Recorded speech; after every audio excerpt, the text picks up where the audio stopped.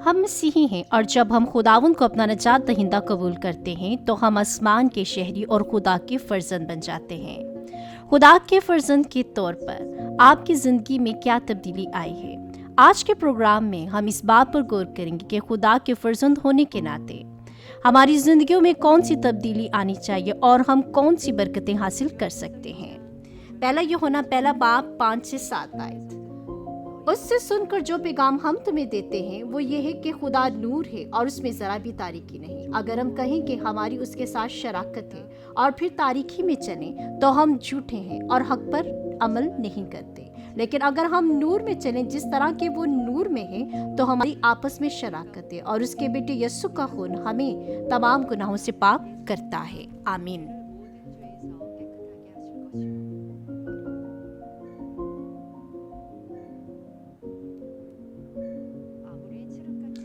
चाहे रात कितनी ही तारीक क्यों ना हो, जब सूरज तुलू होता है तो अंधेरा फौरी मिट जाता है और दुनिया रोशन हो जाती है। जब हम खुदा से मिलते हैं जो सूरज से भी कई ज़्यादा रोशन नूर है, तो सबसे मुश्किल और पेचीदा मसला भी आसानी से हल हो सकते हैं। खुदा से मुलाकात करना और उसके नूर में चलना ही जिंदगी के तमाम मसाइल को हल करने का सबसे यकीनी रास्ता है। पहला यूहन्ना पहला बाब 5 कि खुदा नूर है और उसमें जरा भी तारीकी नहीं। रूहानी तौर पर नूर से क्या मुराद है? ये उस कामिल खुदा की नुमाइंदगी करता है जिसमें बिल्कुल भी तारीकी नहीं और जो सच्चाई, नेकी और मोहब्बत का पेकर है। बाइबल में खुदा के लफ्जों को 4 अक़साम में तकसीम किया जा सकता है: करो, ना करो, रखो, ज़ाया करो। सच्चाई के ये लफ्ज़ वो लफ्ज़ हैं जो नूर से मुताबिकत रखते हैं। जब हम कलाम की पैरवी करते हैं, दुआ करें, मोहब्बत करें, माफ़ करें, फरोतन रहें, सब्त का दिन माने और 10 अहकामों पर अमल करें, तो इसका मतलब है कि हम नूर में चल रहे हैं। हम उस वक्त भी नूर में चलते हैं जब हम ना करो और छोड़ दो के लफ्ज़ की फरमाबरदारी करते हैं। फिर अंधेरा, आमतौर पर इससे मुराद मुकम्मल अंधेरे की हालत होती है और रूहानी तौर पर इसका मतलब गुनाह से मुतल्लक हर चीज़ होता है। इसमें नाराज़गी, बेकायदगी, कानून शिकनी और बुराई और झूठ शामिल है। खुदा के हुक्म की नाफरमानी करते रहना, ना करो और रद्द करना अंधेरा है। ऐसे लफ्ज़ जैसे चोरी ना करो, कत्ल ना करो, नफरत ना करो, बुतों की प्रस्तिश ना करो, बुराई की हर ज़ाहिरी शक्ल को भी तर्क कर दो, हसद को छोड़ दो, लालच को छोड़ दो, गुरूर को छोड़ दो और जिस्मानी ख्वाहिशातों के ख्यालात को तर्क कर दो। हर वो चीज़ जो खुदा के कलाम की नाफरमानी करती है वो तारीकी है। खुदा के अहकामात पर अमल ना करना या जो कुछ उसने हदायत की है उस पर अमल ना करना, ये भी तारीकी में ज़िंदगी गुजारने के मुतरदफ है। आपका ताल्लुक कहाँ से है, नूर से या तारीकी से? चूँकि खुदा 100% कामिल नूर है जिसमें ज़रा भी तारीकी 1% भी नहीं, इसीलिए वो चाहता है कि उसके फर्जंद मुकम्मल तौर पर नूर में चले।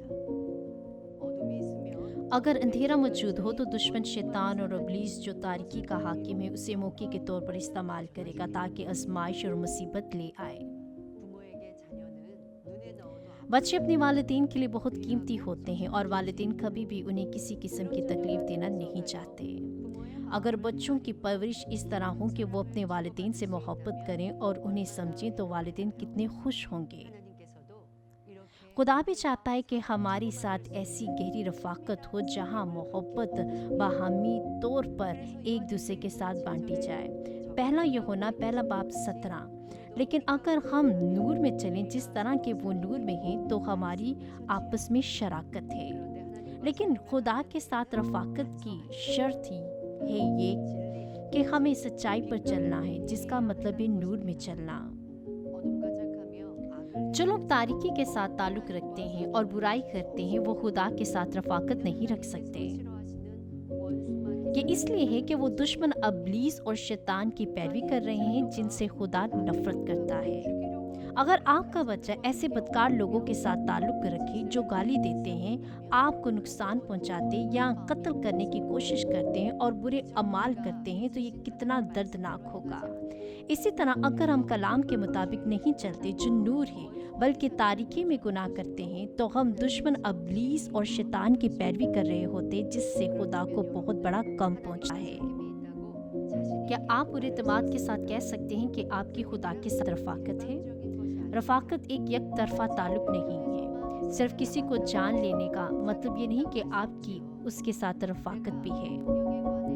مثال کے طور پر اگر آپ صدر کے بارے میں بہت کچھ جانتے لیکن صدر آپ کو نہیں جانتا، تو آپ یہ نہیں کہہ سکتے کہ آپ کے درمیان رفاقت ہے۔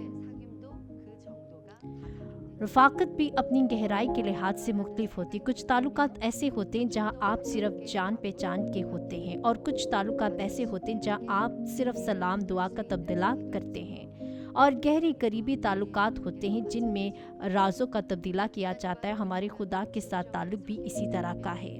خدا کے ساتھ حقیقی رفاقت کے لیے ضروری ہے کہ خدا آپ کو جانے، آپ کو تسلیم کرے اور آپ کو قبول فرمائے۔ جب ہم نور میں قائم رہتے ہیں اور خدا کے کلام کے مطابق چلتے اور فرمانبرداری کرتے ہیں جو خود نور ہے، تو خدا ہمیں قبول کرتا اور فرماتا ہے تمہارے اندر ایمان ہے اور میں تمہیں جانتا ہوں۔ متی 7:21 میں لکھا ہے، جو مجھ سے اے خداوند کہتے ہیں، ان میں سے ہر ایک آسمان کی بادشاہی میں داخل نہ ہوگا، مگر وہ کہ جو میرے آسمانی باپ کی مرضی پر چلتا ہے۔ آمین۔ چاہے آپ دعا میں بار بار پکاریں اے خداوند، اگر آپ خدا کی مرضی کے مطابق عمل نہیں کرتے تو خدا کے کہنے کے سوائے کوئی اور راستہ نہ ہوگا، مجھ سے ہو اے بدکاری کرنے والوں۔ اگر واقعی ہماری خدا کے ساتھ رفاقت ہو تو اس کی واضح نشانیاں ہوں گی۔ ہم جو کچھ مانگتے ہیں وہ ہمیں ملتا ہے، اور اس سے خدا کو جلال ملتا ہے، اور ہم اس کی حفاظت بھی حاصل کرتے ہیں۔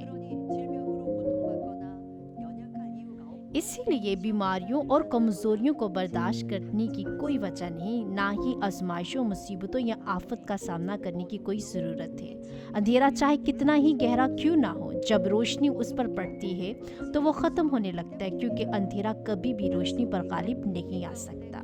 جب ہم روشنی میں قائم رہتے ہیں تو تاریکی کی قوت ہمارے خلاف کام نہیں کر سکتی۔ روشنی کی قوت کا انحصار اس بات پر ہے کہ ہم کتنی حد تک روشنی میں چلتے ہیں۔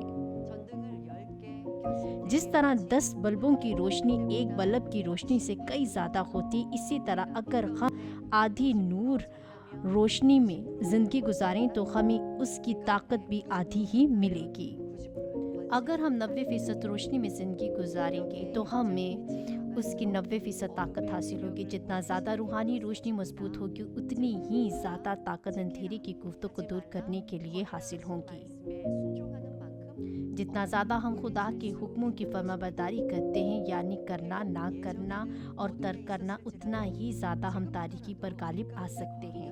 اگر ہم پہلے اندھیرے میں تھے لیکن اب روشنی میں قائم ہیں، تو اندھیرے کے ساتھ آنے والے تمام مسائل جیسے بیماریاں اور غربت ختم ہو جائے گی، برکتوں کا راستہ کھل جائے گا، اور خدا کی طرف سے جو نور ہے جوابات ملیں گے۔ جتنا زیادہ ہم نور میں قائم رہیں گے، اتنا ہی ہم نور کے اختیار اور قدرت کا تجربہ کریں گے۔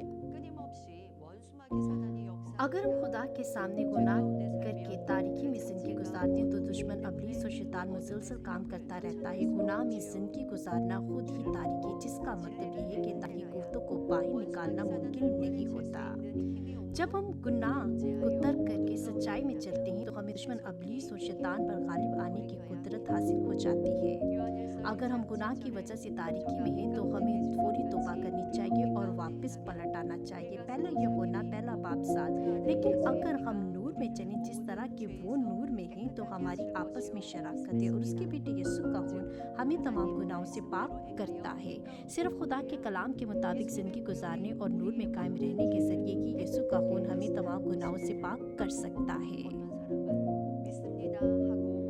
کچھ لوگ یہ سمجھتے ہیں کہ صرف یہ اقرار کرنا میں ایمان لاتا ہوں گناہوں کی معافی اور نجات حاصل کرنے کے لیے کافی ہے، لیکن بائبل میں یہ کہیں نہیں لکھا۔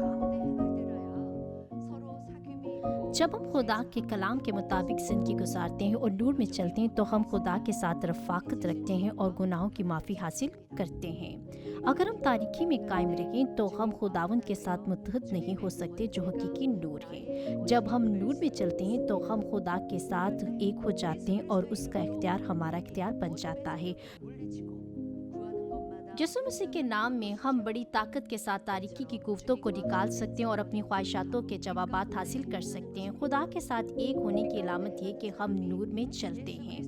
जब कोई शख्स जो रोशनी में चलता है दुआ करता है और कहता है यीशु मसीह के नाम में मैं हुक्म देता हूँ कि बीमारी, आफत, गुर्बत, आजमाइश और मुसीबतें दूर हो जाएं। पहला यूहन्ना 5:18। हम जानते हैं कि जो कोई खुदा से पैदा हुआ है वो गुनाह नहीं करता बल्कि उसकी हिफाजत वो करता है जो खुदा से पैदा हुआ और वो शरीर उसे छू नहीं पाता।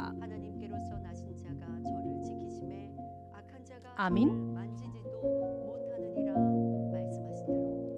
जो लोग खुदा के साथ रफ़ाक़त रखते हैं वो नूर में चलते हैं और गुनाह नहीं करते। वो लोग खुदा की तरफ से महफूज हैं जैसा कि लिखा है इस्तिशना 28:1-14 आयत और तीसरा यूहन्ना 1:2 में। शरीर उनको छू नहीं सकता और वो हर बात में मुबारक होते हैं ख्वाह वो अंदर आए या बाहर जाएं। ऐसा होना कितनी खुशी की बात होगी इंसान खुदा के साथ ऐसा करीबी ताल्लुक़ रखे और उसकी मोहब्बत को हासिल करे।